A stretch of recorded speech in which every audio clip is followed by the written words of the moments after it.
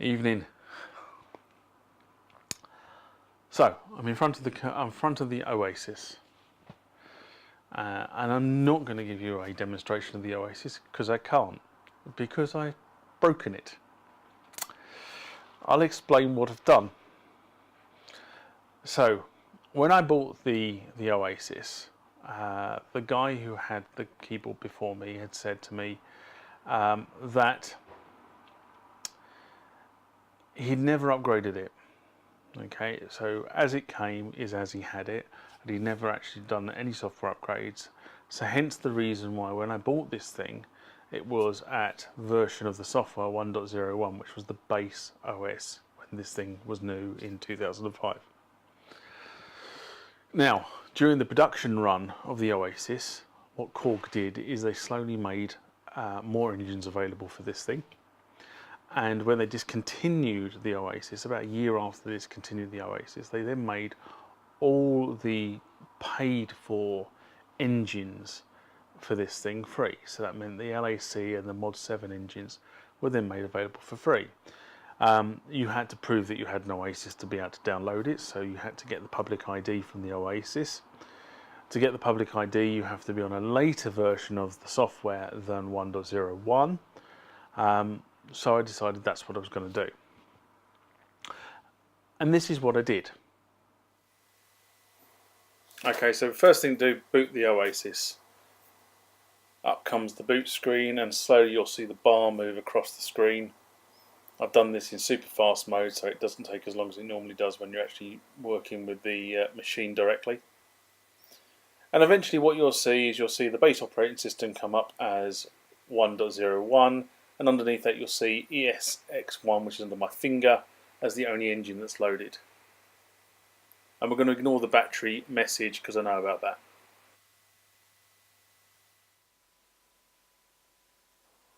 So here is the updater file, burnt to disk. I went to the Korg website and got hold of this.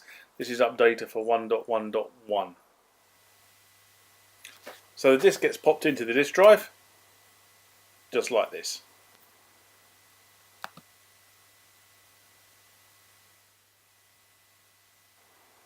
So then we switch the machine off and on. As you can see, it's now asking to boot from CD. Up comes the splash screen. And now we see a blue screen asking, do I want to proceed? I'm going to press enter to proceed.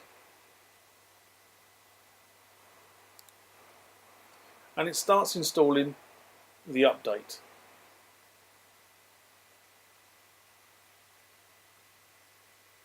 At this point I thought everything was going so well. The dots seemed to be going across the screen okay. There was no error messages coming to screen.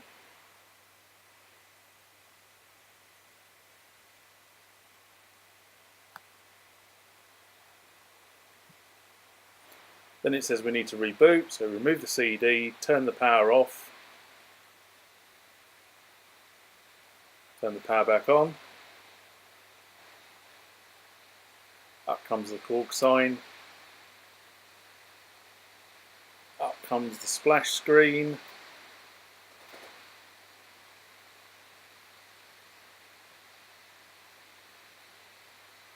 And there it kind of hangs.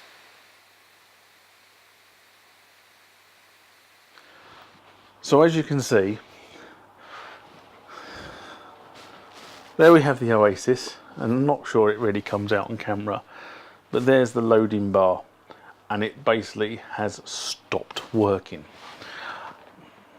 Now, why did it stop working? Well, when I decided I was going to do the upgrade, what I do is, for all this stuff, I do research. So you go on the internet, you go to the user groups, you read up on the user groups how things work or how you do things. You make an informed opinion whether the person who's actually telling you how to do something actually is not completely bonkers. Because believe me, what some people write in the user groups frankly scares me sometimes when I read it. I sort of do wonder whether they actually really do know what they're doing, or just sort of spouting something just to get their name in the user group. But once you've made that judgment of whether people actually mean what they say, then you can actually do an upgrade, which is what I did. I downloaded version 1.1 of the software, I installed it, and I broke it. Now I was told on the user groups you need to go up through increments, so 1.1, 1.2, 1.3, and 1.3.3a is the final version of the operating system for this thing. That's not apparently what you do. What you do is, if you're at base OS, is you ring Korg support up and they send you a link to the hidden Korg support website where you download 1.3 and you go straight to 1.3. That's what you actually do. You don't do what I did, which was load up 1.1.1 and break it. So now we're going to try and fix it. So we're going to load up 1.3.1. So let's go. Let's see if we can fix the Oasis. So the upgrade to 1.3.1 comes in 4 discs, appropriately color coded. Disc 1, disc 2, disc 3, and disc 4, which I've now got spread out across the keyboard. So in order to do the update, first thing we have to do here is switch the machine off. Excuse me. So you now insert the first disc, disc 1, and you start the reboot process by switching the machine on. And it goes and boots from CD. And here's the next problem. Now I find that disk hasn't been authorised. So I've now got to go to Korg and get an authorisation disk. So re-authorisation disk obtained, switch the machine off, put the disk in, switch the machine back on, and let the authorisation disk run through.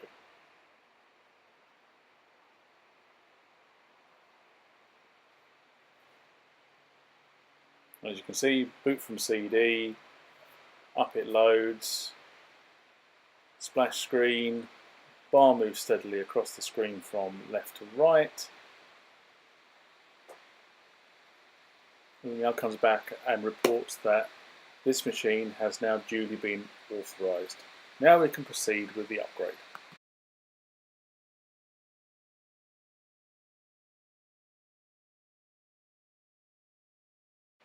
So with disk 1 of 4 in hand, we put it into the machine and let it boot. And now we'll run through the upgrade after pressing enter, of course, in super fast mode, because you don't want to sit here for 20 minutes waiting for the update to work, which is roughly what it took to do the update, around about 20 minutes.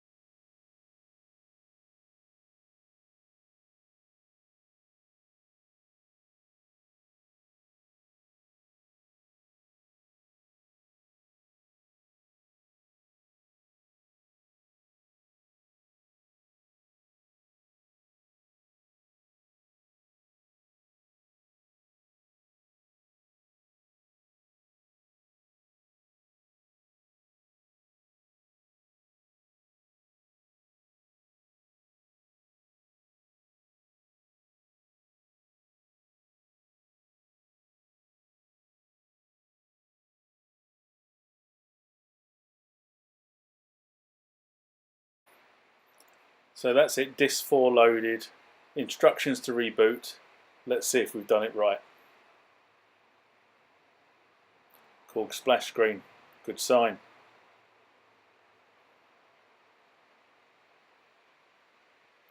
It's not going to boot from CD. Up comes the splash screen.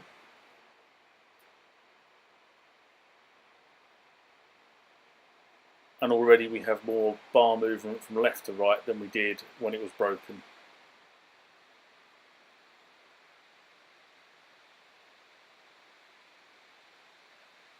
So that bar's slowly moving.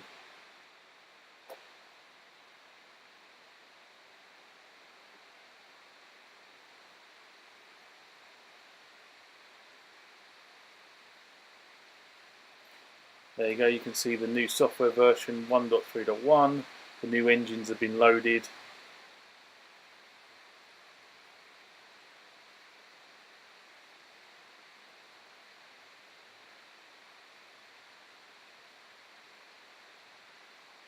Still thinking about it. Green lights have started to come on the dials. There you go, battery warning light. Click OK to get rid of that. And there we are. We're updated to 1.3.1 after all that. Okay, so it's restored. It is now working. Next thing to do is go and liven up the options on here with the keys. Now I've been onto the Korg website.